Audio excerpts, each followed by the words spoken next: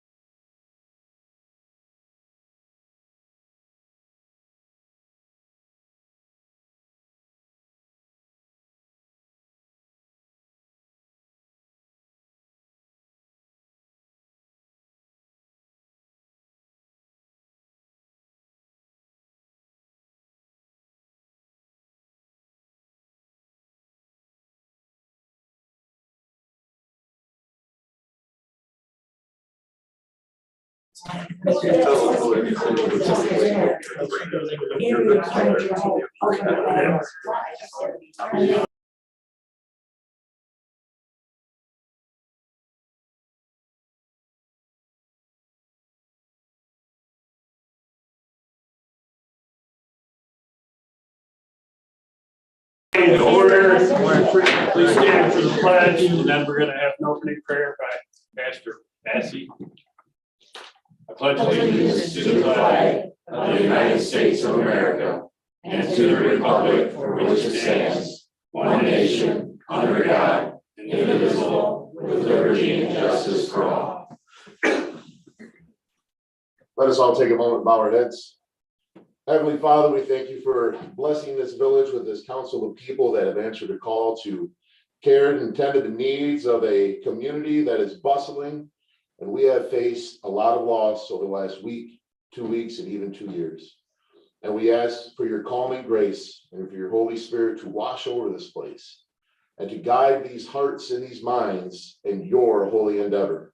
For we know that everything we come together to do here is to draw people closer to our community and show them the love that truly represents the gospel of Jesus Christ. And we give thanks and praises for giving us the ability and so much control in our lives. And in all these things, we give thanks in Jesus' name. Amen. Amen. Thank you.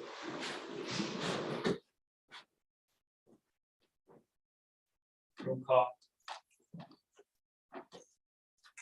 Valdez, Here. Mendoza, here. James Engson, Present. Mike Gunner, Here. Jerry Hayes, Here. Barb McHenry, here. Tim Waters, Present. We're moved to the minutes of February 28th, 2022. Make a motion to approve the minutes of February 28, 2022 as presented. support. Moved and supported to approve the minutes of February 28th, 2022 as presented. Are there any corrections, questions? If not, you can call the roll, Lisa. Mike, Yes. Tim, Yes. Gwen, Yes. Barb, yes. James, Yes. Jerry, Yes. Bob. Yes, minutes are approved. Presentations and communications. I'd like to welcome our State Senator Dale Zorn. Want to say a couple words? Certainly, and thank you. It's so good to be back. Just in the last month or so, we started going out to our municipal meetings again. And it seems like it's been forever that we've been out there. And even though we all kept working and moving forward, it seems that when we can see each other face to face and be able to have that conversation, it's so helpful. So I'm really glad to be back and at least to say hello and let you know a couple of things that's going on in the state. You know, we're working on a tax reduction for the fuel tax to help our citizens with the inflated cost of gasoline. It's going to be coming to us this week. It was passed out of the House last week. They did pass the bill that provides it's going to hold local governments and schools harmless. So we're going to be paying back that money that we would have lost in the sales tax or in the fuel tax. However, when I say fuel tax and sales tax, I understand this week in the Senate, we're going to be looking at the sales tax versus the fuel tax.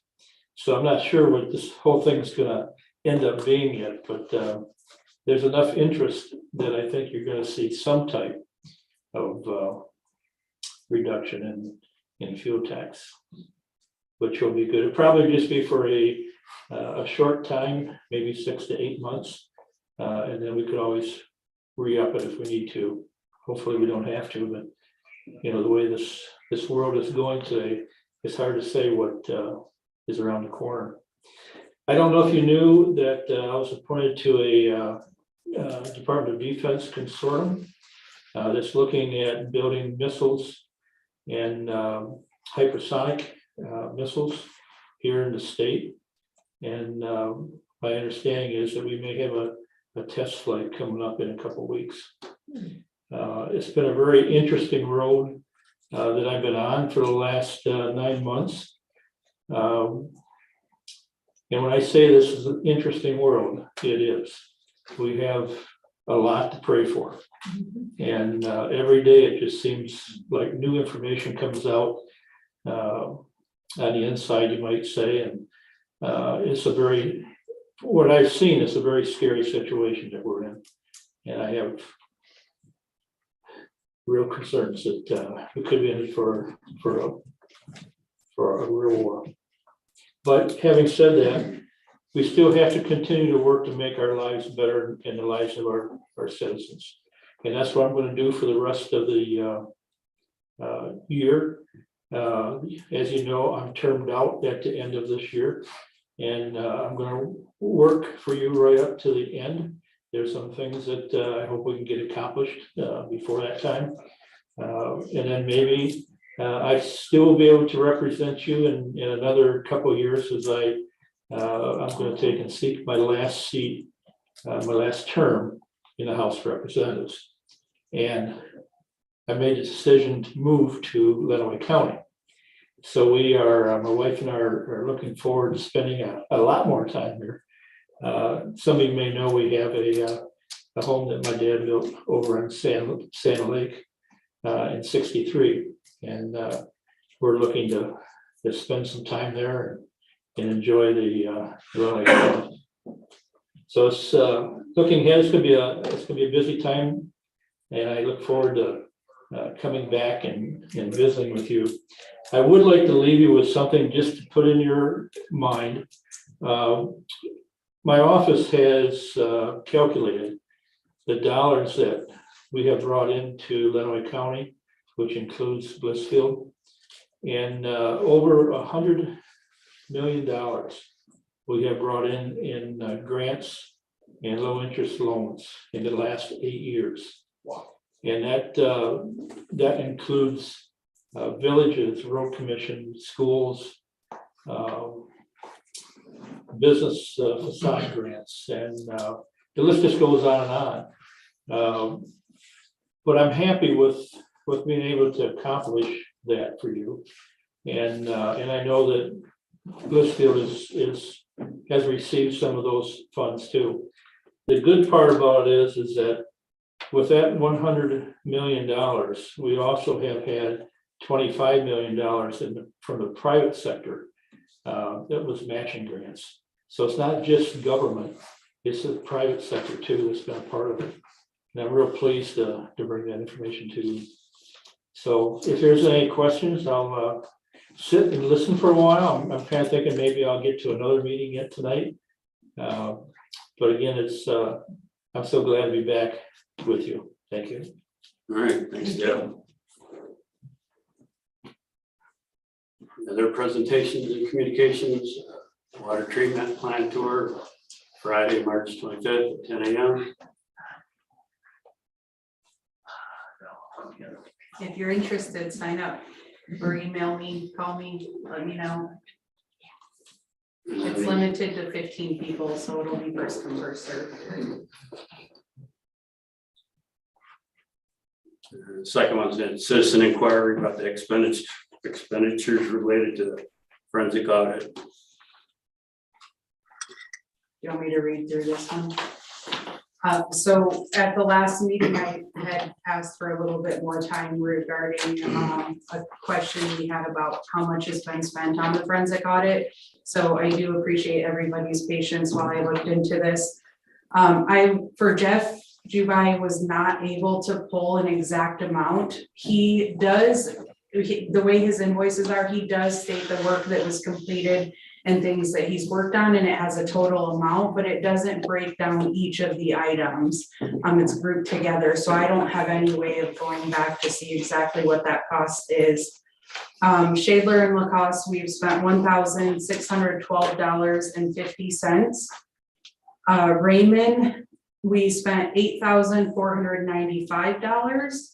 And Plant and Moran, we have spent $32,622.50. However, I did put a notation that council had approved up to an additional $28,000. The village so far has only been billed for $17,622.50 of the 28. Therefore, when we're billed for the remaining amount, we will have paid Plant and Moran $43,000 total. And that is as of March 8th and as of today, actually, I've not received any new invoices. Thanks, Daniel. Yes. Let me make a comment on that. Yes. I know that when I looked at the amounts as a resident, from a resident's point of view, and I was obviously told the amount and still in question with the amount from Jeff Jubai. And I just wanted to state something because Jackie, I thought that was a great question that you asked, you know, when you had initially asked that. And I just wanted to respond and say that I think that as council, we are doing the right thing. And I know that sometimes doing the right thing is never easy. And obviously it's not cheap. But I do think that our taxpayers deserve to know exactly what happened to the money. And so I know that some folks may not be happy with the amount of money that has been spent as of this time.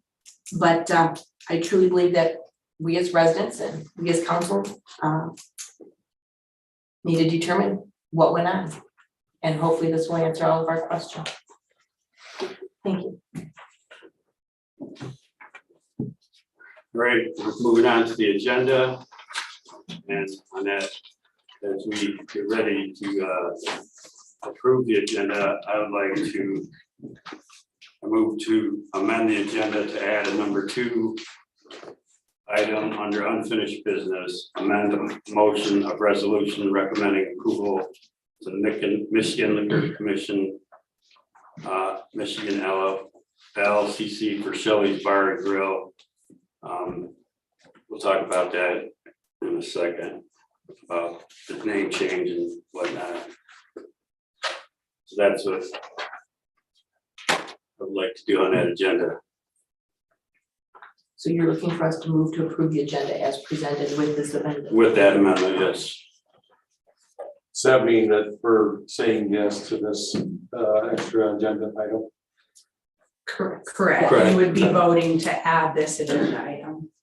Yeah, but is that approving the liquor license? It's not to that part will be under unfinished business and I'll explain why I requested the amendment. You're just approving at this time to add it to the agenda. To the agenda, yes. All right. So I'll make a motion to approve the agenda as amended. I'll support that. the agenda has been presented as amended. Can you call the roll, Lisa? Tim, Yes. Jerry, Yes. Barb, yes. Mike, Yes. James, Yes. Gwen, Yes. Bob, Yes. The agenda is approved. Went on to wait a minute, Public comment items on agenda.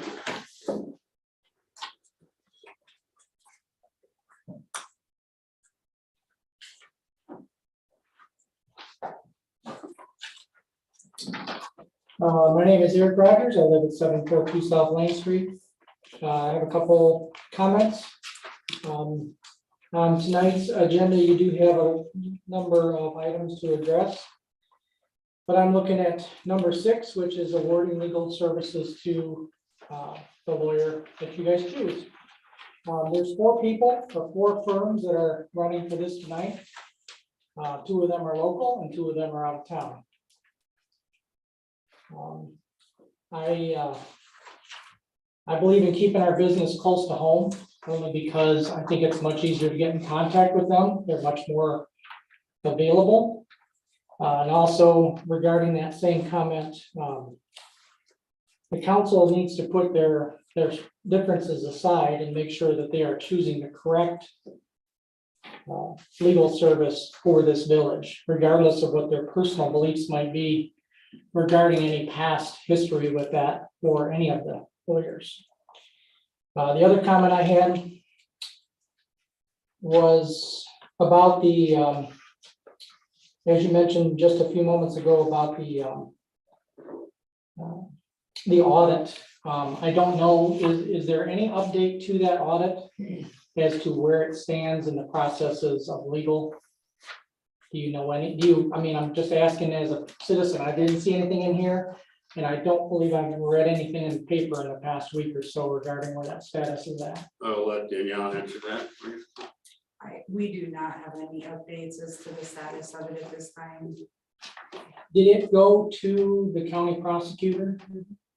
Yes, And as I understand it, I asked that question, I kind of already knew the answer, but as I understand it, has it gone back to the state police now too? Because I heard that as a rumor. I didn't read it anywhere. I that didn't is read my it. understanding, yes, Okay, all right. So as of right now, it's back in the state police's hands. correct. Did the county prosecutor give any reason? Why? No, I don't believe that they would communicate that at this time, but definitely have not to us, no. Okay, appreciate it. Thank you.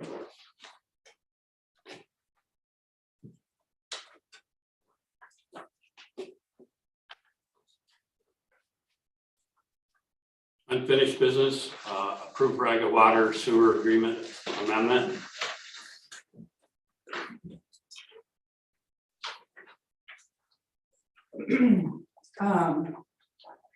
Sorry, trying to orientate myself here. So at the last meeting, we discussed the amendment to the water sewer agreement with Riga, and we started to get a little bit, a few changes. So we had tabled it to bring it back and be a little bit more clear. So the first change was in regards to when the effective date would be, and Brandon had brought up that it would, billing wise, it'd be a little bit easier to have it on the 1st. And then my concern was making sure that we had an executed amendment. So there's been added language into this revision that just says it will become effective on the 1st day of the following month, once it's been executed fully. The second, so that one pretty straightforward. The second one was to put language in there that they would need to charge at least the $15 rate to match the Village of Blissfield or more. So I did actually, before the amendments, I had talked to legal about this, so I talked to them again about it. And David has indicated, well, David and Phil both, that we actually don't have the ability to put that stipulation in the amendment for them. And David gave me a written thing, I'm losing my mind. So we have, there's a law that says every municipality can charge a rate that equals the cost to do that, perform that service or provide that service, whatever it is. So municipalities can't make money, we just have to be able to cover that cost in like repairs, things like that. So if we say that they have to charge the minimum of the $15, but their cost is $14.50, then we are actually having them break the law. And we can't do that. So because it differs by everybody. So we can only set our fees. We can't determine another government's fees. And I'm sorry, I was gonna read the way he worded it was so much better. That was where I had it. And I can pass this around too. It just gives their more legal way But of that makes sense saying that. what you stated, I understand, Yeah. Right. yeah. So the third thing, Jerry had pointed out the subtext number 2, and I said I'd get rid of that. I lied. That's actually has to stay because that's how it is in the fee schedule. So it has to match that exactly. So if you look at our fee schedule for the village, it lists the 4-inch meter, and then there's a subtext 1, 2, and 3, and it gives different consumption amounts for each of those. So we are currently charging the Riga flushing rate at the 2 subtitle, which is a certain usage amount in there. But if you have questions, I will try to answer them. Anyone have a question? No, but I think it was wise of us to just stop our discussion last time and to go ahead and get things all cleaned up and cleared up so that they could be answered correctly. So thank you, Brandon, and thanks, Danielle, for that. Absolutely. Yeah, I would agree, because I learned a lot going through that too. So. Have you spoken to any representatives from Riga? Is this something they're interested in signing? So they have seen this and reviewed it, and they were good with what's being submitted, and are willing to sign, yes. They were presenting other options. They had requested that the village of Blissfield consider changing their rate from the $11.90 to the inside village rate of the $5.95 per 1,000 for bulk water. Again, to make some more money there and have that bigger gap to cover expenses. I would not recommend that. They do know that that is not my recommendation and that I don't support that, but that was the request.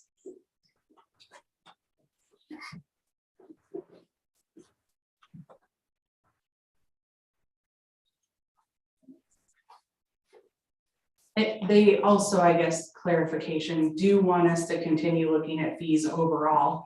However, they understand that that's going to take some time, and that's not something that I would feel comfortable presenting to you guys until I have the ability to do more research. Well, So that's- they had just specifically requested a further reduction in bulk water at this time. Yeah, that's part of my concern is what avenues or pathways does this decision set us down?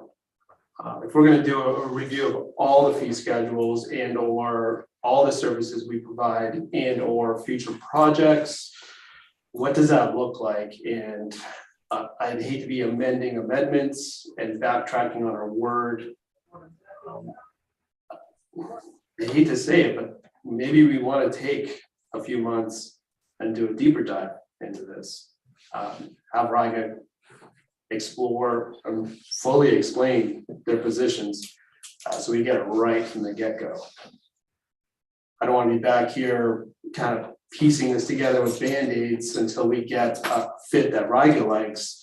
And then when we look at the whole, it doesn't make any sense anymore for Blissfield. So ultimately, it's up to council. I can tell you that the reason I felt that this was a good amendment to bring to you guys is because I feel like we had a really good conversation with Riga. And to me, this was a quick, low-hanging fruit thing that we could address with them and show that in good faith, it is our intention to communicate with them and to work with them moving forward. And that, you know, the past is in the past. So that is the main reason I brought this to you guys. I would still stand by that reasoning. And I do fully understand where you're coming from and feel you have valid points as well. But again, I think this is an easy thing that we can say, all right, we're going to address this and then continue working on these bigger picture items. It does Oh, I Go apologize. ahead, go ahead. It does also clarify the fees for the village, so it's very clear within the first 4 amendments that we charge the inside village rates for them. However, it's not clear the rate that we charge them for flushing. So I had identified that subtext number 2, which talks about the amount of consumption. They actually don't fall in that consumption rate. They're considerably less on their flushing. But if you look at our fee schedule, it starts at the 4-inch meter at $5.95 with that availability fee, and then it goes to $4.70, $4.20, and then $3.77, and they're at that $4.20 rate. So it clarifies that even though they're not hitting those consumption levels, that we are giving them a little bit of a break and charging the water only rate at the mid-consumption level, which is how we have been doing it. However, if you look at the amendment, it just says we'll charge them the 4-inch water only rate. And if you look at their consumption would be at the rate of $5.95 per thousand instead of $4.20 per thousand.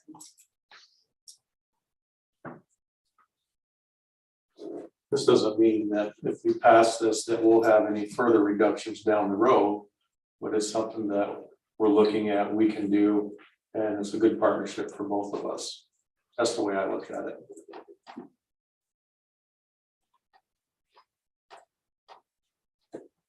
So there's a recommended motion on that. If there isn't any further discussion, anybody like to do that? I make a motion to approve the amendment as presented and authorize the village president to execute the document on behalf of the governing body. I'll support. Moved and supported to approve the amendment as presented, authorize the village president to execute the document on behalf of the governing bodies. Any other comments or questions? You can call the roll, Lisa. Gwen, Yes. Mike, Yes. Tim, Yes. Jerry, Yes. James, No. Barb, yes. Bob, Yes, that motion is carried. Today's second unfinished business, item number 2. So thank you for amending the agenda to include this item. Shelley did reach out to Lisa today and wanted, you guys at the last meeting had approved the resolution recommending approval of the liquor license, and she needed the name changed. However, is the resolution made by council? So really we should make sure that that's how the resolution was approved. So what I would ask you guys to do is just to amend your last motion to replace Shelley's Bar and Grill with Taco Shells LLC. And just to summarize, so the motion would read, if approved, the revision, approve the resolution recommending the application be considered for approval by the Michigan Liquor Control Commission for Taco Shells LLC located at 622 West Adrian Street, Blissfield, Michigan, 49228. I'll move to amend the motion made by council on February 28th, 2022 to replace Shelley's Bar and Grill with Taco Shells LLC. For a final motion being to approve the resolution recommending the application be considered for approval. Support. Motion has been moved and supported. Call, are there any questions or comments? If not, can you call the roll on the motion as presented? Barb, yes. James, Yes. Gwen, Yes. Jerry, Yes. Tim, No. Mike, Yes. Bob, Yes, the motion carried. New business, number 1, payroll.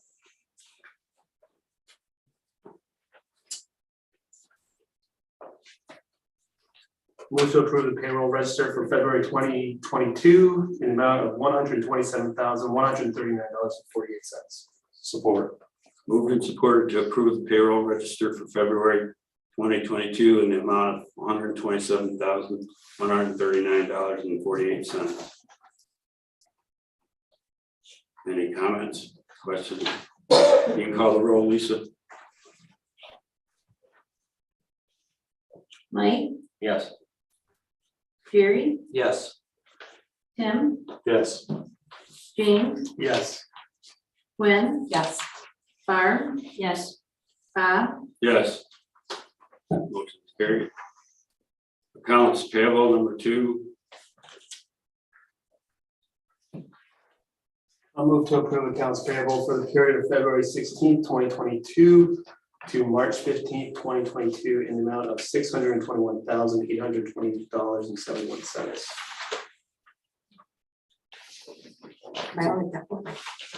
Support. My only comment is that I thank you again, Brandon and Lisa, for clarifying the questions that I had emailed to you earlier this morning. Thank you.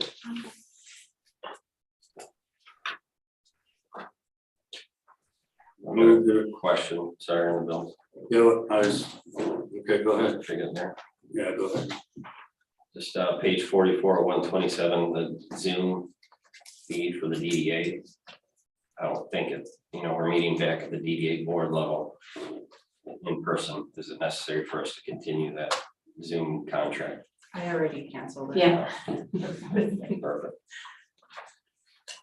But we still continue to have one through the village itself, correct? Correct, and my thought in canceling with, if we were having duplicate services, if the DDA needs to use Zoom, we'll just use the village account.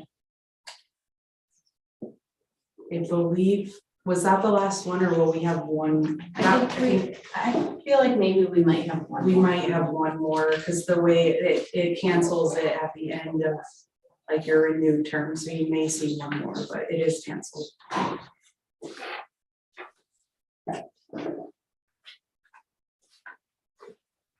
Any other questions on the bills? If not, you can call the roll, Lisa. Gwen, Yes. Jerry, Yes. Tim, Yes. James, Yes. Barb, yes, Mike, Yes. Bob, Yes. The bills are paid. Item number 3, appointment DDA Main Street Board.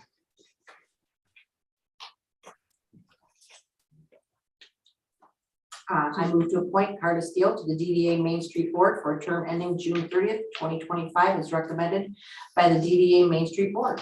Support. Move to support it to appoint Carla Steele to the DDA Main Street Board for the term ending June 30th, 2025, as recommended by the DDA Main Street Board. I just had one question. You don't have to be a registered voter in the village to be on this board. It's not a requirement.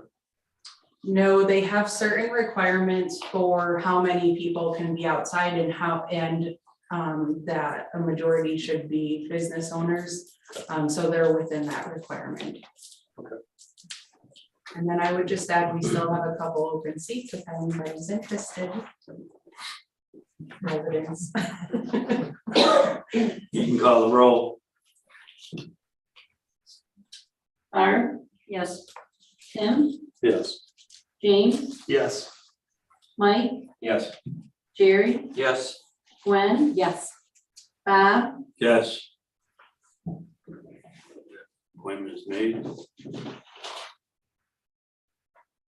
Item number 4, appointment Parks and Rec Advisory Board. I'll move to appoint Dwayne Barton to the Parks and Recreation Advisory Board for a term ending December 31st, 2022. Support. Moved and supported to appoint Dwayne Barton to the Parks and Rec Advisory Board for a term ending December 31, 2022. You can call the roll. Mike, Yes. Jerry, Yes. Tim, Yes. James, Yes. Gwen, Yes.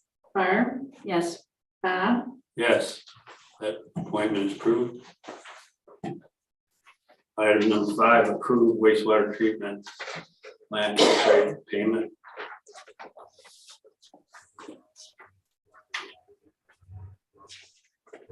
Do you want me to talk about this at all? Do you have questions? Normally, somebody does. So- We've all got I guess I don't have too much to say. It does include 2 applications for payment for the contractor. The reason that there's 2 is because the last pay app took a little bit of time to review, and I've been trying to designate the first meeting of the month to review these instead of having them constantly come to you guys. And then there is an invoice for the engineer, so the total amount after retainage is the 601,193.22. The engineers have reviewed and staff reviewed these pay apps and are recommending it for payment in order to keep this project moving forward. Randy, how are things going out there? I'll let you know the end of the week, hopefully.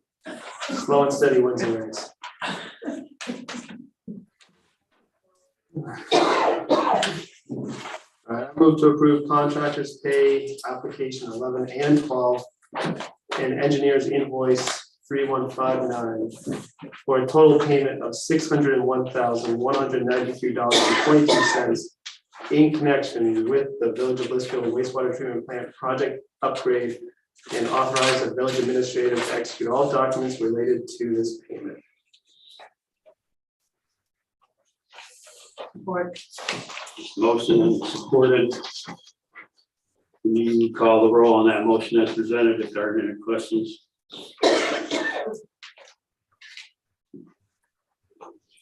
I guess, yeah, real quick, my only concern is we're saying we're about 60% of the complete on the project.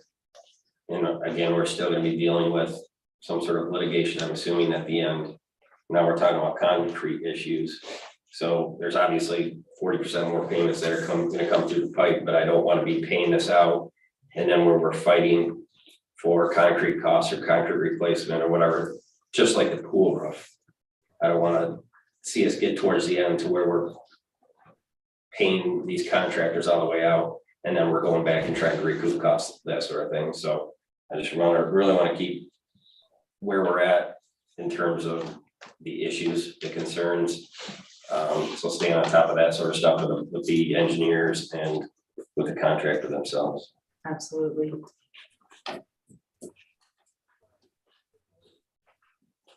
Anything else? You can call the roll then.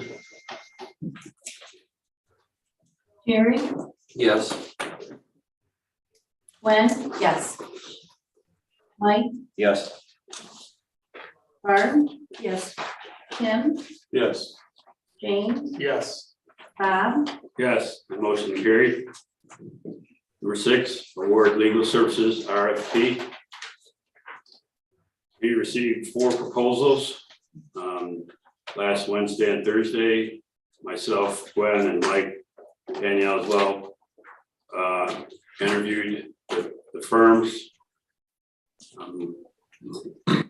Marco and Mullins and Horton, McGraw, Morris, Dubai, Shadler, and Lacoste. Personally, I wanted to keep the services all together, same with prosecution and civil. So by consensus, we eliminated McGraw and Morris because they only wanted to do civil. Marco, Mullins, and Horton will do civil, and if they would do prosecution, then they would be coming to Adrian, and that would cost more money. Jeff Dubai, I don't think that he can handle the load that would be given to him. And so it was my, like I said, my own opinion, I would stick with Lacoste and Shadler. And I can let Gwen speak and Mike speak and Danielle if you would like to speak as well. Mike, did you want to say anything? Yeah, I don't think it really was. We did learn a lot. It was good to have the 4 firms be on Zoom and just to provide their opinions, their ideas. And I think it not only gave us four that sat in a little bit more of an eye-opening experience on it. It's definitely not the way that it used to be in terms of having the legal representation here all the time to kind of throw off the cuff ideas or opinions. There's a lot more, just the way that society has changed, everybody's super happy, that sort of stuff. Sending the information, and again, it slows down the progress. It adds more of that red tape bureaucracy that unfortunately we hate a lot of, but it also protects the village, it protects us, it protects the citizens in making sure that what we're doing to move forward, I guess, is of legal stature. So again, it was nice to take in different opinions and ideas and recommendations from each of the firms. I don't feel that we do have to have representation from just one firm. They said between the four, it could go either way and it could operate good or bad, and pros and cons of each, having representation from the same firm or being from potentially two different firms. My biggest input, I guess, would say, what are the recommendations from our staff? Obviously, I think we have our police chief here. I'm pretty sure he hasn't changed his opinion, maybe he has, but on a recommendation and his happiness with Mr. Jubai services, as well as asking, Danielle and the rest of the staff what they think about on in terms of the civil matters and the municipal aspects of it. So there's all of that, and then there's also I guess, how do we move forward as a council? How do we come together as a council? I see this as a potential opportunity to do that, to say, things haven't been great in the past. We're looking at new firms, and this can kind of sort of rebound us and restart us, rejuvenate us on one direction. And I think that's going to go a long way with the citizens as well. So it's tough because, again, listening to the recommendations from our staff, we want to do that because, again, I think the morale's been down. We're trying to prove to our staff that we listen to them, that we take their opinion to heart, but we're also needing to do what's best for the village in terms of legal services. So I guess my question would be to Danielle, who she recommends or who she thinks would work out best for the municipal side, for the civil side. And before you would answer, may I go ahead and give my Yes. observations from the four interviews as well. They did go well, and that was a good thing. We had the new folks come on board, and it was nice that Bob, myself, and Mike were available, as well as Danielle. Took notes for each of the firms. Again, each has their pros and their cons. However, I'm going to piggyback on what Eric had stated a little bit earlier. I also am in the favor of keeping our attorneys close by. I'm hearing you as a resident as well, who are important people in our Thank you very much. village. Okay, I don't disagree that our staff is important, but I also agree that our residents have a lot to say. And to put the differences aside with perhaps the attorneys, one of the things that we'll have to address, and I don't know if this is the time to do it, but we'll have to address the question that we found out initially was whether or not we wanted to have an attorney at each meeting or one meeting a month, and we'll have to have that dialogue.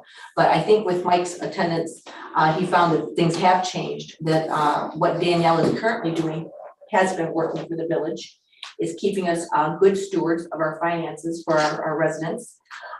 Meaning this, that we haven't had an attorney here for the last 2 months, and that has saved us money. And I don't think there have any big whopping issues that an attorney could have addressed. And that was something that one of the firms, I can't recall which one it was, stated, when an attorney isn't there, it makes things kind of stop for a moment, and answers are not just given off the cuff. So that's something that they have observed that's been very beneficial when an attorney isn't here. It makes you just, again, stop and think and redo. Kind of like what you did, Danielle, for the forensic audit. When Jackie asked the question, great question, wanted to take a moment, let's get all the information accurately, and then let's go ahead and present it. And that was one of the things I thought was very important. I do think that Shaler and Lacoste do complement each other. I think that council, we all know that they are both very different men, but I do believe that they do that. I can't speak for you, James, but I know that you've had the opportunity to do some work with the wastewater treatment plant, and perhaps you've seen Mr. Shaler in that venue there. Again, I can't speak for that. You could if you'd like. I think we both, at this current time, we have made good progress with the Shaler and Lacoste as our interims. They are invested in the projects. We know that. Phil has stated that, as well as David has stated that. Danielle, you have stated, we've talked with you, you've shared this. You will work with anyone. We know that about you. We've learned that very clearly about you. But you've also stated that you do have a good working relationship with Dave and with Phil. They are, as I've already stated, readily available to be here in person, and they know our current situations, which are interesting, to say the least. And they also know some of our issues from the past, but I think that they can take us into the present. And that was something that David alluded to in his interview, is that one of the things that he strives to do, their group, he and Phil, is to continue earning our trust and our confidence in them. And I think that they are proving that as time has gone on. My opinion, that's what I gleaned from the 4 interviews. Thanks, Danielle. Absolutely. It was McGraw Morris that Is that what said was, thank you, that, yes, the not off the cuff? yes. Go ahead. So I guess I'll just answer the question. My recommendation, I actually would have one or the other option, and as Gwen stated, I'll work with whoever you select, but I would either recommend that we continue as we are. I do want to say that Shaler and Lacoste have said they want all or nothing, so I've not had a conversation about if that would work or not. Or the second thing recommendation that I would make is to go fully with Gianmarco and Mullins. And I can explain if you want, or if you have any other questions. As council asked chief, his opinion as far as Dubai and how it's going on with this relationship as far as prosecution. I believe Chief has addressed that before, that he has worked well with Mr. Dubai. But you can ask him, he's right there. Chief, how is it going with prosecution with Dubai? And is it your feeling that's a good relationship that you would like to keep? Yeah, Jeff and I get along fine. And we've had no issues with any of the cases he's handled for us. I believe there was a question a couple weeks ago about, or I've heard the question was asked about possibly going with the Lenawee County prosecutor himself. And we've looked at that a couple of times. It would streamline things, particularly with the officers, and make things easier on them. Unfortunately, what the prosecutor wanted was cost prohibitive. It's very expensive. He wanted, as I recall, half of the revenue that we receive from the courts from fines and ordinance fees, and that was much more than what we paid Jeff. So.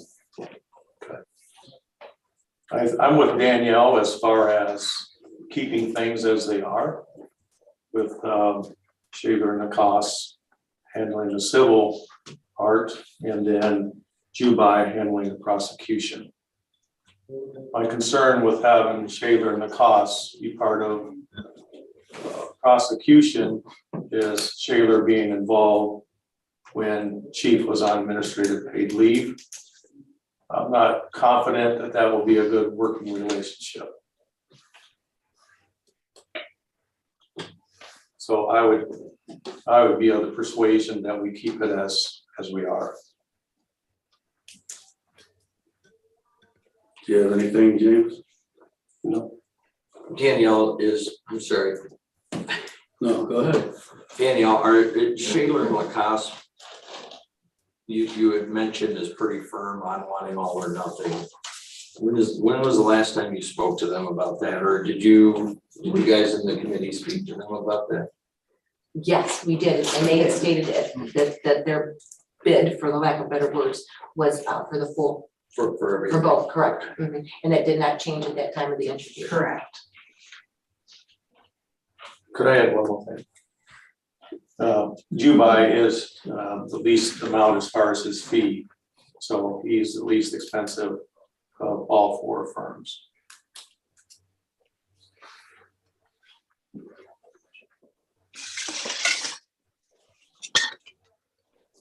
I'll agree. This isn't a pretty situation. Unfortunately, we all know the past from it, and we do need to move forward.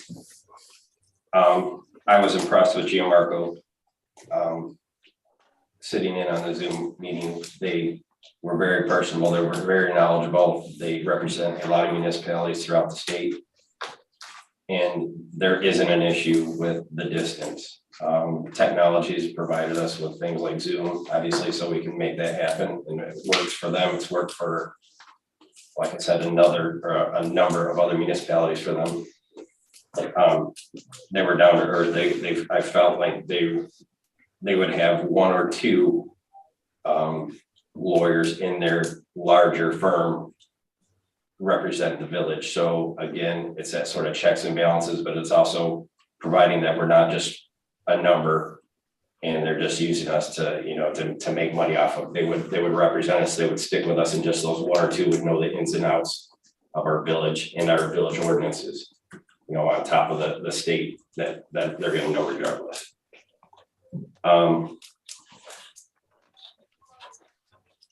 So, I mean, throwing that out there, I was impressed with them, but again, if it's par for the course, if we want to continue on in the direction that we are, we've got 8 months or so, 7 months till the next election, and then maybe that council can move forward if they want to revisit the issue.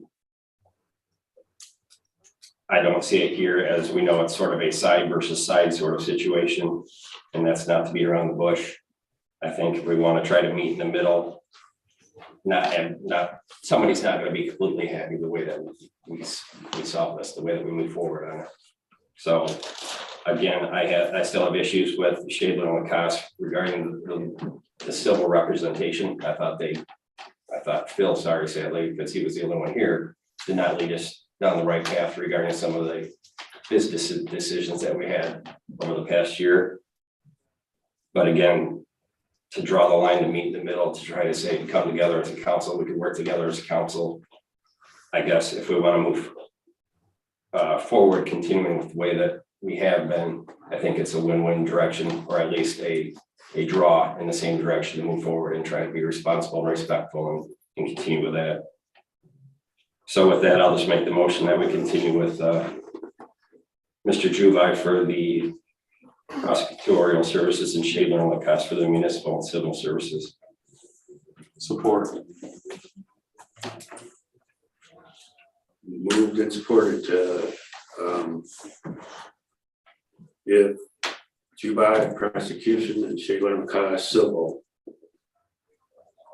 Are there any questions or comments? Is that an option? We would have to have a conversation. Up until this point, Shadler and Lacoste has said they want all or nothing. I don't see that as an option. Again, just simply going from the interview. It's worked for the past It's not, but it's not an how many option. months? I'm not disagreeing with you, Mike. I'm just saying, they said all or nothing, and that's what they stated. We asked them specifically.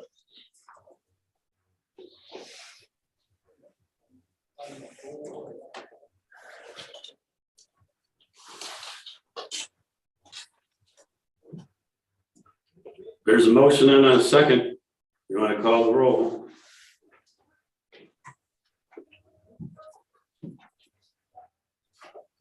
Jerry, No. James, No. Barb, No, Gwen, No. Tim, Yes. Mike, Yes. Bob, No. Is there an alternative motion?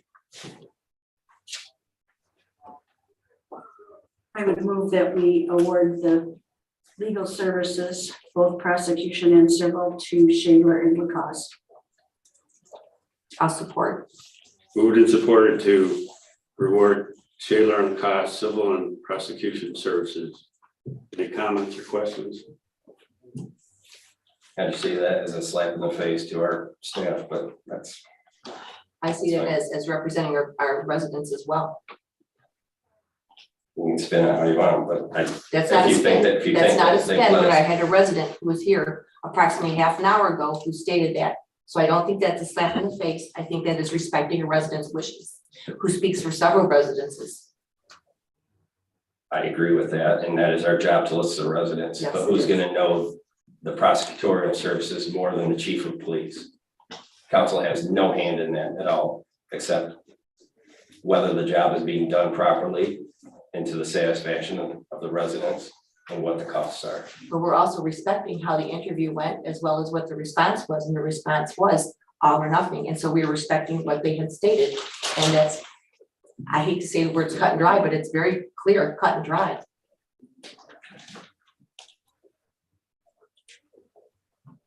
All right, you can call the roll.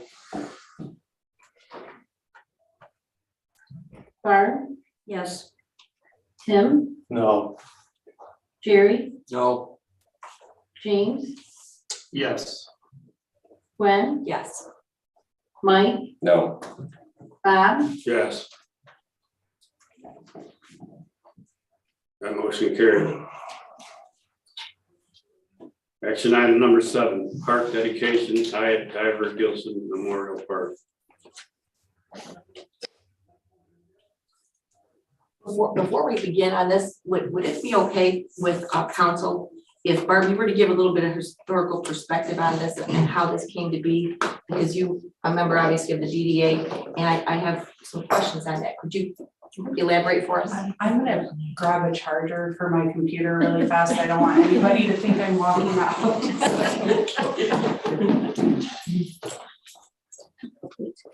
You can continue, sorry. It's my understanding that Franny Iat and Verge Diver purchased the mini park, or what is now the mini park, years ago, with the intent of building an office there. And that fell through, or they found a different spot. I'm not sure how that went, but they did not build there. And then they chose to give that mini park, that little piece of land, to the village.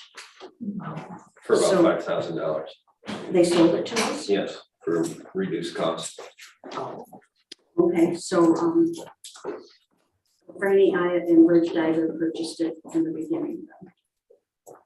Sold it to us cheap.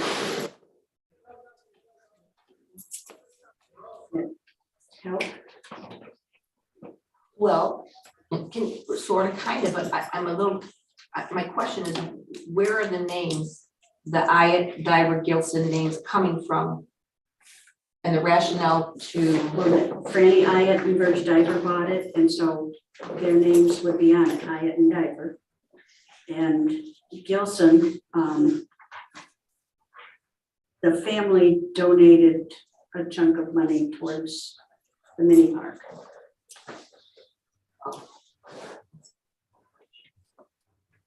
Towards the planned improvements in that park. okay.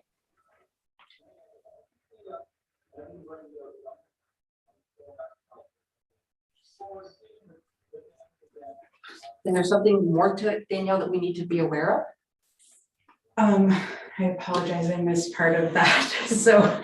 Or just share how that basically, it was her understanding that the Iat Divers had gone ahead, had given the property to the village, but Mike has stated that actually they sold it to the village and the village paid $5,000 for that lot. I would defer completely your guys' historical knowledge on that.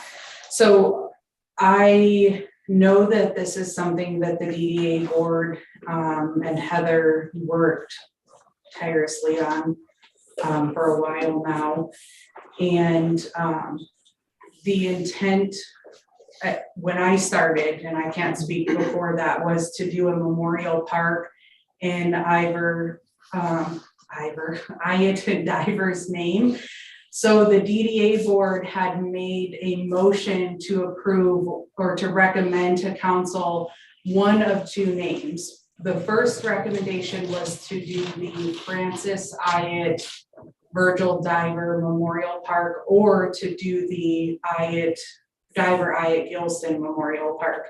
And to reach out to our contact with the families to see what their preference was. And I did that, and this was the preference, so that's what's being brought before you guys. But as far as if the village purchased or, I don't know. I thought it was donated, but again, I would defer completely to Mike or you guys on your history of that.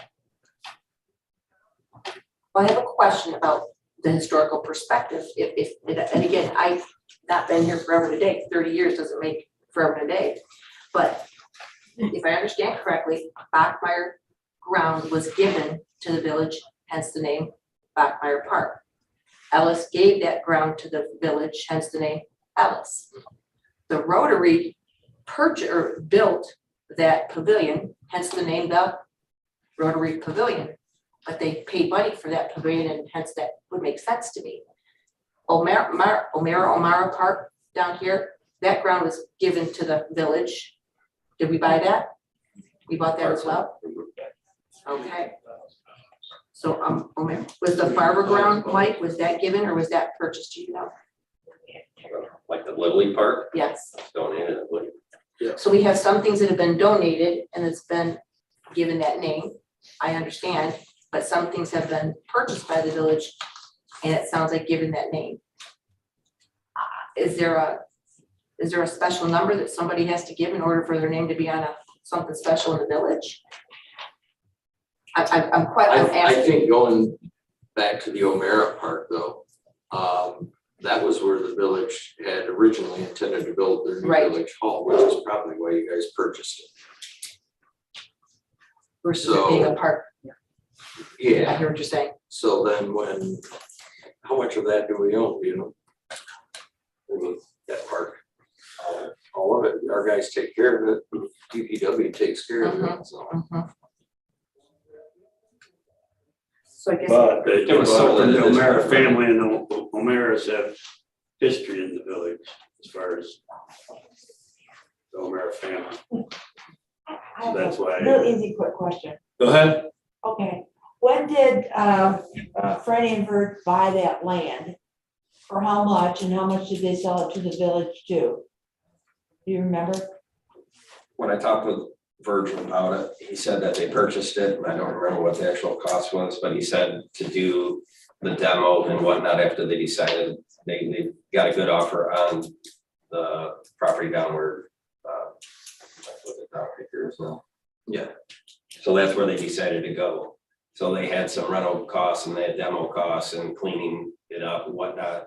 And then they said, okay, well, it would be nice for a pocket park, so they sold it at a discounted rate. It didn't pay back what they had originally invested into purchasing the property, demolishing the old structure, that sort of thing. But they did in kind donate it at a reduced rate to the village, who then purchased it for, I believe, $5,000. I'll move to approve the naming and dedication of the downtown park, the Hyatt Diver Gilson Memorial Park, and to express our thanks to these families for all their contributions to our community throughout the years. Second. I have like to have more discussion on it. I'm sorry. We can have more discussion on it in a second. Mhm. Yeah, there's a motion to approve the naming and dedication of downtown park, Hyatt Diver Gilson Memorial Park, and to express our thanks to these families for other contributions to our community throughout the years. Is there any further discussion? Yes. Okay, My discussion is, I'm just asking about the historical perspective. If there's history to it, I get that. I guess I understand the Hyatt Diver portion. The Gilson portion, I do not, and I'm not, it's not that I disagree or. I'm pretty sure Denise Gilson made a pretty substantial donation for Well, the I'll go ahead and make starting a of the. substantial donation. Let's of the say I'll project. make $20,000 and I'll go ahead and give it to the park. Are you gonna put Gwen Deuce's name on there? If you so If ask. Tim wants to go ahead and do the same, I'm just asking for the consistency. And where could this possibly put us in the future? What if someone passes and they say, here's $50,000 and, I mean, what, is there gonna be an incremental amount that's gonna be the minimum amount and that something will be named after you? I'm just asking.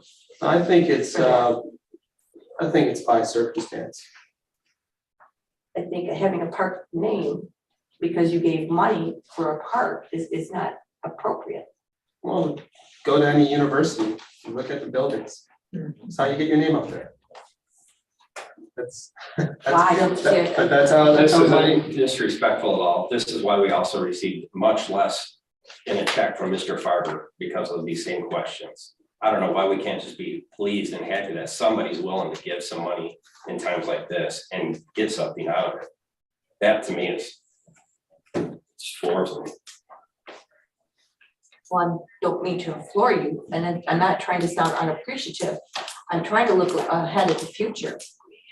If someone goes ahead and gives another $15,000. By all means, I'll name anything after them. If people are willing to contribute back to the village, we have park benches that have been donated and we slap their name on that. There's all sorts of things that, hey, if you're gonna contribute to the village, at least you get something out of it. I say thank you. Well, let me throw this one at you, all right? A couple years ago, when Main Street came out brand spanking new, we were asked to go ahead and each of us give $100. I did that, and so does other members on this council. And we were thanked to do that, and there was a plaque put in that park down there. Guess what? Plaque's gone. Okay, so I'm bothered by that. Maybe it's a Gwen thing then. I'm bothered by it. I will end the conversation. I'm not trying to be, please, Melissa, make sure that this is addressed very, very clearly, that I am not unappreciative to anyone who's giving money. I'm trying to look at this for the future and where it's coming from. That's all I'm trying to state. Thank you. Okay, Lisa, call the roll. Jerry, Yes. James, Yes. Barb, No, Gwen, No, Tim, Yes. Mike, Yes. Bob, Yes, that motion carries. Next item. Approve employee benefit package. Council, I know that this is something we've been talking about, especially when we talk about the budget.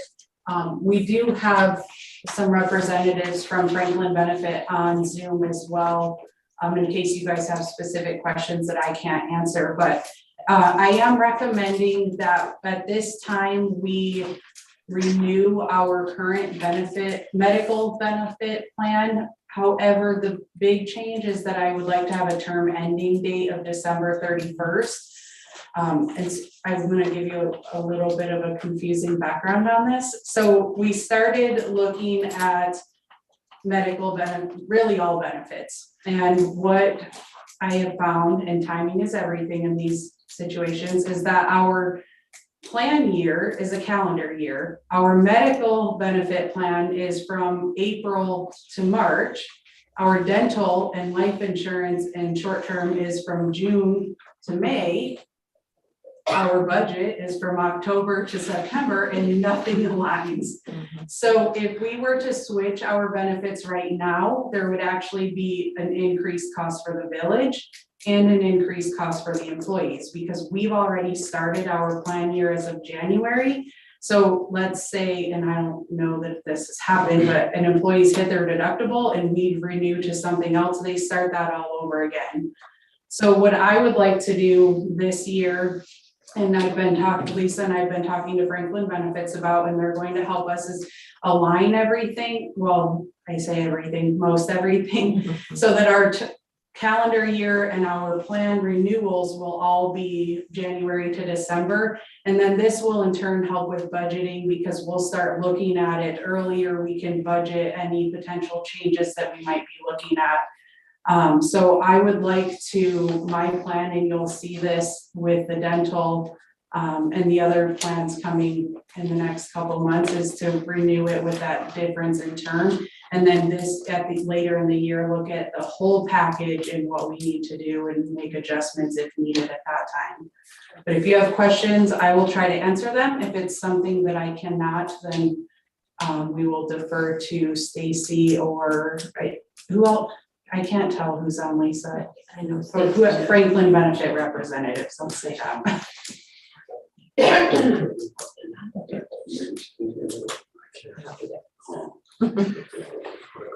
Any questions for Franklin? Representatives? Did we look into? Sorry, like glass, eyeglass and dental and that sort of thing that we don't currently Yes. offer? So I would like to add vision as an option for our employees. It's probably something that we'll do when we review the whole package though. Because our budget for this year is already set and we ran into a lot more challenges. I guess I did not realize at the beginning of this that all of our terms were set up the way they are, which makes it very challenging. And our dental doesn't renew till June. It's effective June 1st, so we'll be bringing that to you guys probably in May. I don't have a question, I just want to reiterate Eric Rogers' point. When we do look at this, can we look local as well? Local representation and or local, rep, sort of say. Yes, so we actually did do that this time with a person out of Adrian who was amazing. And she set a reminder to have a follow-up conversation. So she does know what's being recommended tonight and fully understands, but she did meet with us on a few different occasions and is super interested in serving the village. So that is absolutely something we will look at. Excellent. And that is something we have done in the past. James did not say that we haven't, but again, it's been cost factors, and that's, I think, one of the great things that going back with Joe and Jim Monicott in the past of seeking out where we can keep, again, our fringe benefits are huge. Right around 48.5% or whatever, I think the last time we did a study. And in order to keep, again, yes, being local and supporting local is part of being a good community, but also keeping taxpayers' dollars, as tight as we can in this budget that we have. I think we've really done well with not making employees have to pay back into the insurance, trying to keep costs, insurance costs down. So again, it's been something that we've kept on the radar very much so for the past 10 years. I think more than probably before. But again, it is a struggle. But I think we've done well at a council level and keeping our staff with good benefits. No, I completely agree. As long as we give the opportunity, we don't have to buy, but we do, as long as we extend the opportunity. And it is always nice to have a local rep, especially with health care costs, insurance questions. So with that, I'll move to approve the renewal of the current medical benefit plan with a revised term ending December 31st, 2022. Second. Moved and seconded to approve the renewal of current medical benefit plan with a revised term year ending December 31, 2022. Any other discussion? I would comment that Danielle, applaud you on looking ahead and looking at all of this material and trying to put it all together so that it will work with your budget a little easier. Yes, Within the and budget Lisa, planning. she helped And me Lisa, on thank with you very this much. as well. Yeah, you'd be pretty important at that job too. You can call the roll then. Tim, Yes. Gwen, Yes. Barb, Yes, Jane, Yes. Jerry, Yes. Mike, Yes. Bob, Yes. That motion carried. Hey, Brad, most of the pastors stay, and then, I mean, don't stay, they actually pray and. Well, a So lot of- I seen that you were looking like you wanted to leave. so Well, you're no, more than welcome to leave. it's just like Tim and I are bivocational. He works during the day and preaches in the afternoon. I preach in the afternoon and work at night. So I've never been to one of these, and I really appreciate everybody, like, because I'm a country preacher, I'm out the country. So Okay. all this Thanks again. all this big city misses. Thank you. Thanks again. Bye-bye, thank you. Action item 9, approved chart recorder. I'll defer to Randy and let somebody else talk for a little bit. You got this, right? Each one a general explanation of why we have it, or why we need it. Yeah. So currently, we've got a chart recorder that was from the 88 upgrade. And at the time, I'm sure it was nice. 35 years later, not so nice. They just recalibrated it 3-4 months ago. And he basically told me, you've reached your limit. I can't adjust it anymore. There's too much slop in it. It doesn't even necessarily read our actual flows anymore. It has a max. And once it hits that max, it's just what it is, what it is. Well, that's kind of important for our re-rating of our wastewater treatment plant to know what we can pump out technically. Yeah. So. And it's something we would need for with the completion of the improvements anyway, right, with the SCADA. Yes, when we put SCADA, this will have to be it. So it's either now or in a few months. That's the Yeah, difference. when it's more expensive, probably with inflation. Tomorrow. Right. So this would be funded through the capital budget for SCADA, and then it would tie into that SCADA system. We just can't move forward with the full blown SCADA right now because we need the plan to be completed. Well, move to approve the purchase, installation, calibration, and startup of the Enders Hauser Echograph paperless videographic recorder from UIS, waiving the competitive bid process to avoid possible compatibility issues at the time SCADA is installed. Support. Motion and supported. Can you call the roll on that motion as presented? Jane, Yes. Gwen, Yes. Tim, Yes. Gary, Yes. Barb, Yes. Mike, Yes. Bob, Yes, that motion carries. Thanks, Randy. Action item 10, resolution authorizing the submission of DNR grant for the village rotary trail project. So I'll take the lead, but Jake is here for backup. So Jake and I met, the Rotary is still wanting to move forward with the trail project that they had previously applied for a DNR grant for. They were not awarded that grant. We do have kind of the scoring and things to hopefully help us moving forward. One of the big things that I have been talking to Jake and Rotary about is my concern for the village as far as maintenance of things. And I think all know we've not done a great job of maintaining what we have, and that is our big focus. So we are making some changes to what was submitted previously. It was about 6,000 feet of 10-foot wide trail. And I brought this because I'm very visual, so it helps me out. What we would like to do is apply for a grant to do from this parking lot to the bridge, other side of the bridge to the parking lot. We would run it down to this concrete pad by the Rotary field here. And then there would also be a sidewalk that connects over and connects to the dog park here. So we're looking at a reduction of down to the 2,000. Total project cost would be about $80,000.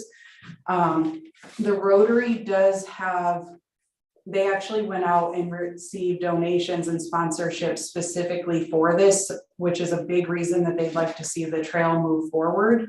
And they would do the 25% match for the DNR grant. They're also looking into another possible funding source to help pay for this. I do want to be clear, the village would be on the hook in the future for maintenance. But I have been working with Rotary and trying to, I think, find some really good projects to partner on where they can help maintain some of the things we have and not solely focus on just those new kind of shiny projects, but would defer to Jake for any additional things that I missed or. I mean, I think that pretty much covers it. Like Danielle said, in the past, there's been a disconnect with Rotary and the village itself as an entity on who is going to take care of some of the structures and things that we give to the village. And now we run into the thing where there's not a lot of new and shiny anymore, and there's kind of old and dreary and structurally unsound and caution taped off and all sorts of stuff. So, and we talked about that at a few of the last Rotary meetings on how do we do this going forward. Danielle's now a member, so she presents really good feedback to us and some good constructive ideas. There's 40 people roughly in Rotary pretty much at any given moment. I'm not a big just check writer myself. I don't own a bunch of properties or anything like that. You know, some of the members do, and that's awesome. I'm kind of a boots on the ground kind of guy. I like to go do things and get things done.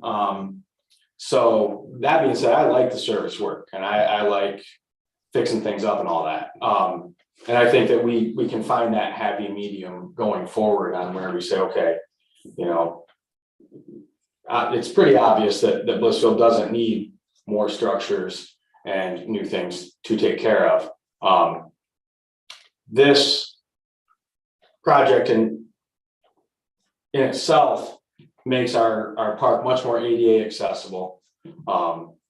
It can get obviously grandparents and people who are disabled down to the ball field, to the dog park, to the restrooms there by the old pool site, and provide some safe pathways to school for the children as well.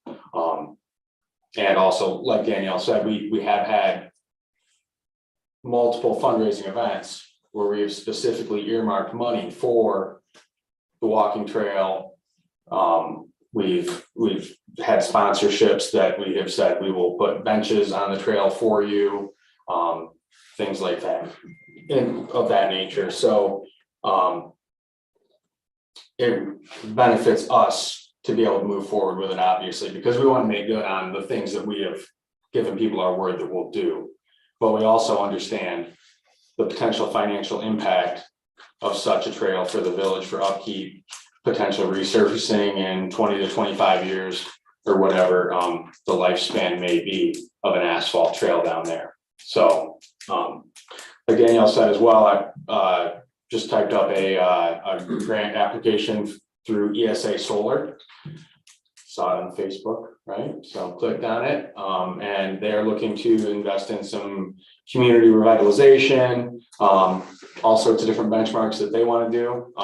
So we want to tap into that. If they're into it and they want to be good stewards of the environment and stuff, we want to say, hey, here's your chance. You know, maybe you put some information down there, some agricultural history information or whatever it may be. But if we can get those funds to help us do that, then that saves us more in the long run to be able to do some renovation projects around town as well.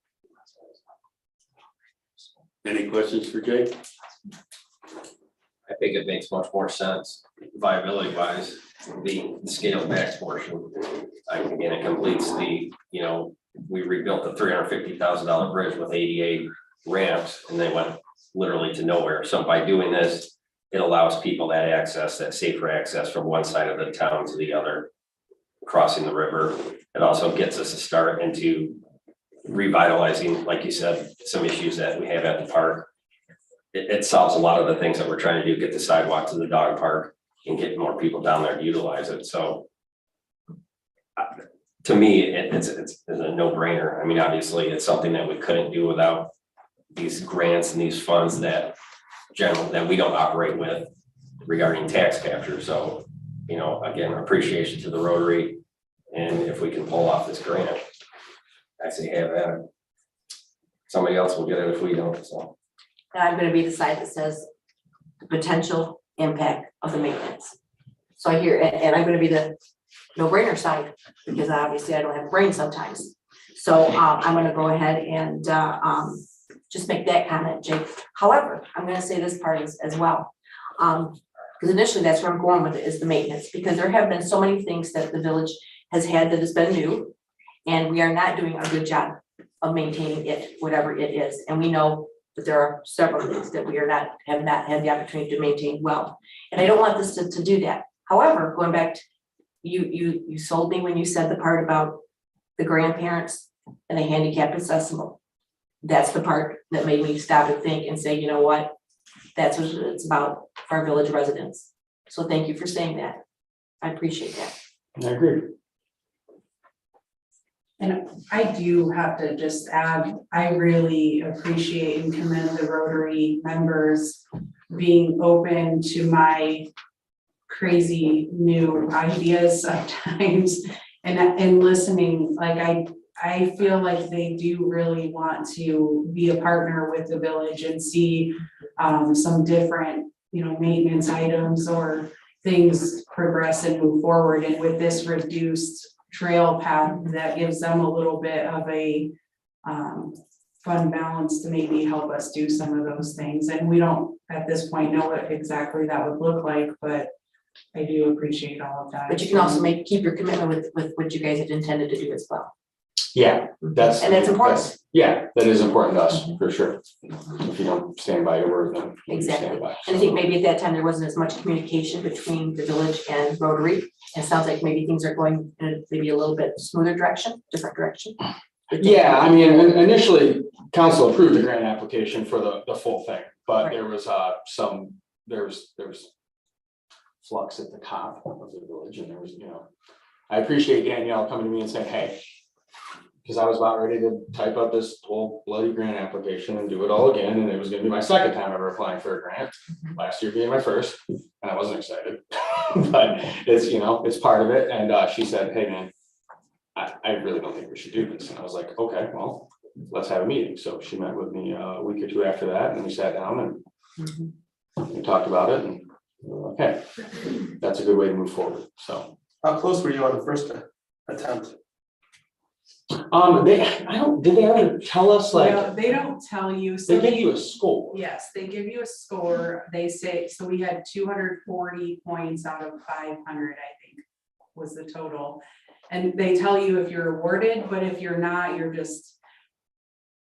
not awarded. However, when they score you, they provide questions or comments.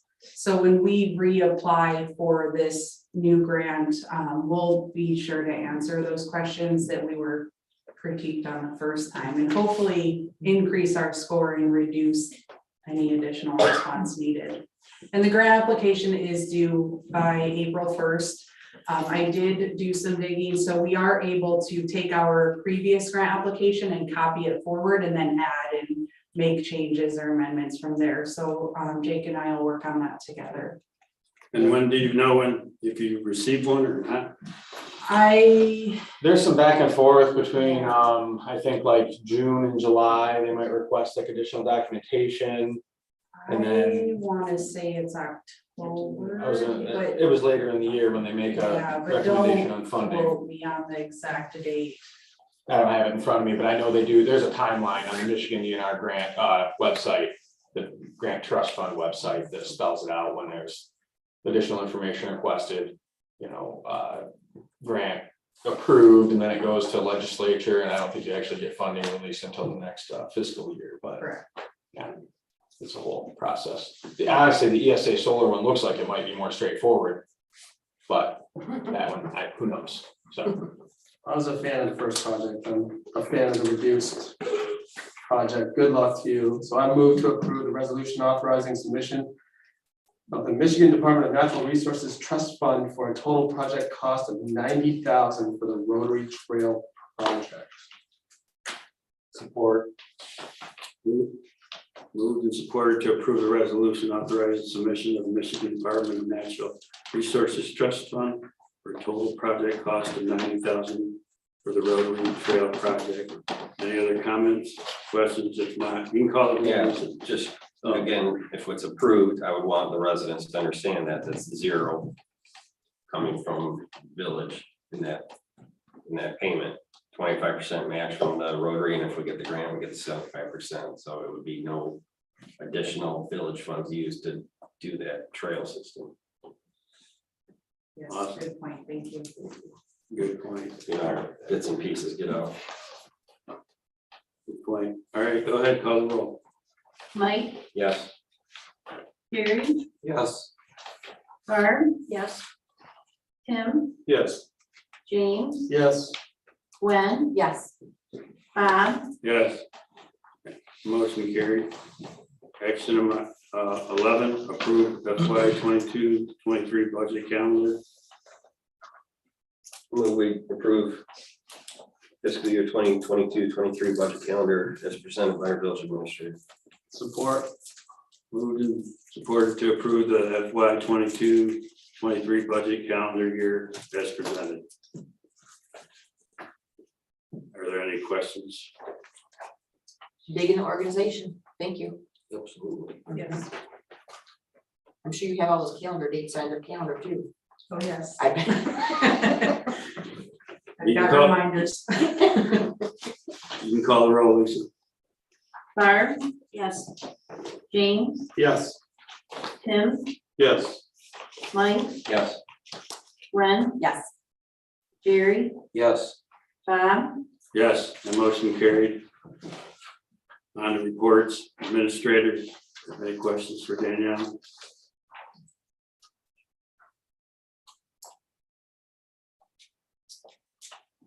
Police department, any questions for the chief? I do have a question. Danielle, go back to you for just a moment. Yes. Have we determined, we are having a meeting on March the 28th? Currently, I do not have any agenda items for that meeting. I may have overzealously planned for being absent. So assuming that there's nothing that comes up, I was going to propose that we cancel that as well, but I was kind of waiting just because I don't want to prematurely recommend canceling it and then something of importance come up. Because I will be able to help prepare that meeting, but I won't be able to attend. So are you recommending that we just kind of wait then for a little bit while? Yeah, I think, I don't foresee anything, but you never know. So I would like to wait just a little, at least maybe another week, and I could send out an email. We would certainly put notice out to the public if we do indeed need to cancel that. Thank you. Village treasurer, I have a question. go ahead. And maybe Danielle or Lisa could help with this too. We used to sign the bills at every meeting, and we haven't signed bills for a long time, so I'm just wondering.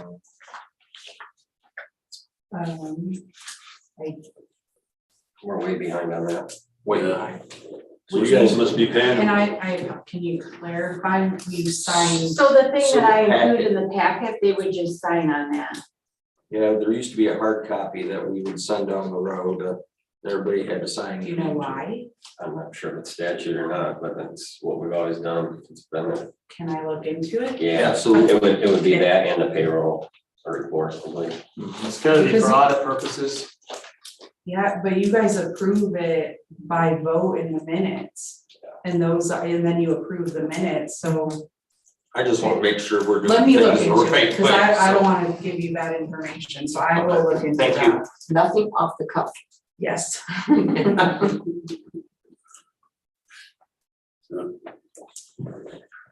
Nothing for the treasurer.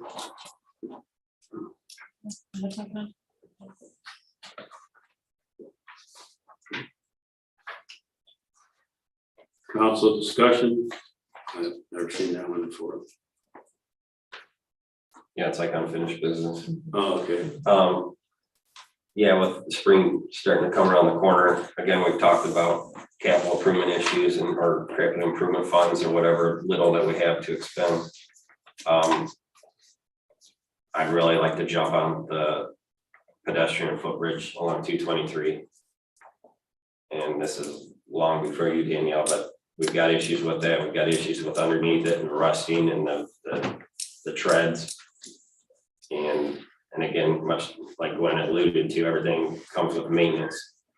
But we cannot continue to let that bridge deteriorate. We need to figure out what we gotta do with that and spend the money to fix it before we wind up replacing that thing.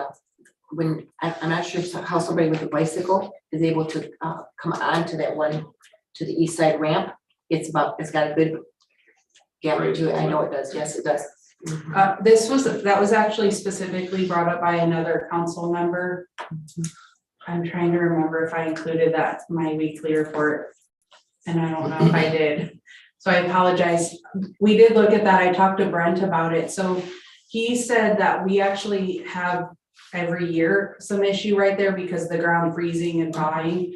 But so it will get a little bit better, but we were this summer going to, one of our projects is to actually lift up the sidewalk around the dugouts at Farver Field. So while that person was here, we were gonna see if they could do that area to help align that a little bit too. So hopefully we can't, it's hard right now. If we do it with the ground and we overdo it, then we're opposite. So we do need to wait until nicer weather, but that is on our radar.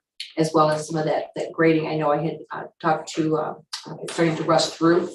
So, yeah, and I have provided that report to you guys. It's not in the budget. I know it needs to be done, but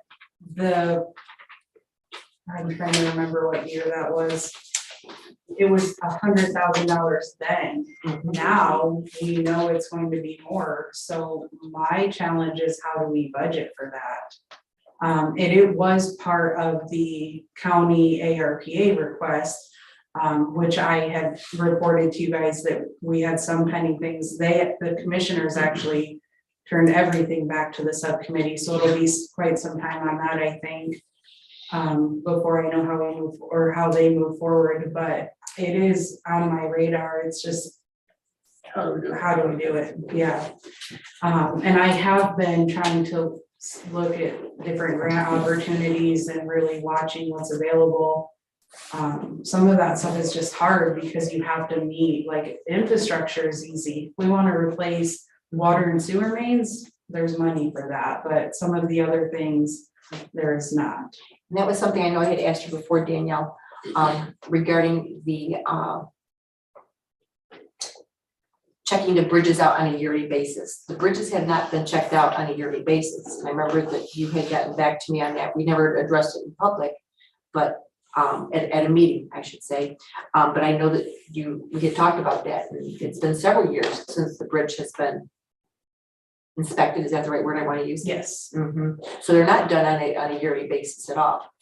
They are not inspected on a yearly basis. That is a project we specifically talked to the engineers about when we put out the engineering request for proposals. And it is one of the items that we will work with Manick and Smith on getting those inspected and making sure that we meet those requirements. And I don't recall, there was a frequency on that, and I don't recall what. I can't recall either. 5 years, I thought. I was thinking it was 4 years, but I would have to confirm that again and look at my notes. But that again would be a summer project that our engineers would work with them and get a report that I would then share with you guys. So if it had ever been stated that if we do it on a yearly basis, that would be an inaccuracy.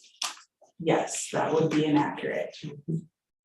So you're saying the county's taking their time on deciding how they're gonna disperse the money? Is that what you said? It's a crazy So, argument.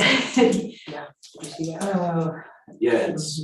So they had created a subcommittee of commissioners to review the request. The subcommittee made a recommendation to the commissioners as a whole. So I did attend this subcommittee meeting Friday the 4th, which was an interesting meeting. And at that time, the applicants were told that they had made a recommendation for, I think it was $650,000 in request to approve that. And a good portion was gonna go to the county. So they had about 1.8 million left. And at that time, they had denied some projects and they had pending some projects. So what they said is any pending project would move forward, but new people could also apply and the deadline would be May 1st. So the Village of Blissfield had some items that were denied and some that were pending. I still to this day don't know what those were. I had reached out to them, but since then the commissioners met and denied the entire recommendation and has said to take it back to either the same subcommittee or a new. I'm not completely clear on that. So the county did respond to me and let me know that they're supposed to meet again in April. So I have asked when that is and we'll watch for it to see if I can get more information, but in April, I would have guessed they don't make a decision. I think they're gonna start this whole thing again. Because there were concerns raised by, I think, a lot of people and the applicant specifically, so I don't know what that's gonna look like moving forward. So WLEN actually published the chart Oh, the other day. They had our pedestrian bridge pending for $130,000 which is the one we just talked about. in our park facilities for $60,000. Okay. They did not have anything for the gift card program, the Gale Giles pool site, or the carpenter firm on the property, so. Yep, So I am watching it closely because honestly, when I first heard that they were going to like reopen it with pending, I was gonna see if there was a way to beef up our request, or one of the things that was brought up was if the village had matching funds. So I was gonna try to address some of those things that came out of that meeting. Right now, I'm just kind of hanging out until they decide what they're going to do, but I'll continue to watch it and I never went into it thinking we'd get the full request, but I would love to get something. didn't they decide to, I know there was some discussion from what I've read, that the commissioners overall thought maybe the whole commission should make those requests or answer the requests and not the subcommittee. Yeah, that's where it wasn't Yeah, clear, so because like they this. talked about the same subcommittee, a new subcommittee, so I don't know. I'm not sure that they know exactly at this point. I think they're still working through it. Nothing else, we can go to public comment items not on the agenda. I got something, I just, going back to what you were just talking about, Danielle, with the, with those monies, do you know what the allotment was that the county had received? So they had publicly said it was 20 million. I thought it was 19.1 million, but right in that 19-20 million number. And they were only gonna give away 680,000 Uh, to the other They communities? had recommended 650, but they did, after county projects, have an additional 1.8 that they talked about giving out in some form possibly.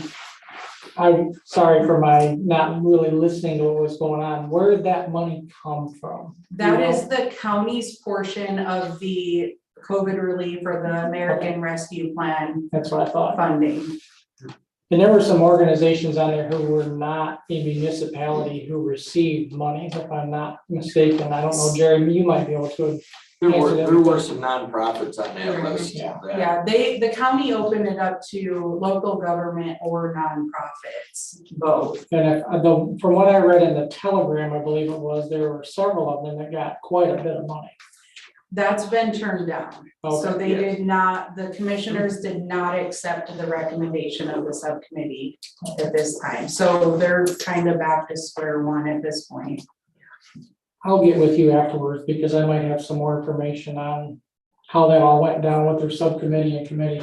Okay, I think they were gonna run like 10 million of that money to Project Phoenix. That's the number I heard, Jerry. yeah. Yeah, I don't know about that. All right. Anything else? All right, committee, the whole agenda preview. Parks and Rec department structure. I put the next two just because the first meeting in April was already canceled. April 18th. Right. Council 2023 goal setting.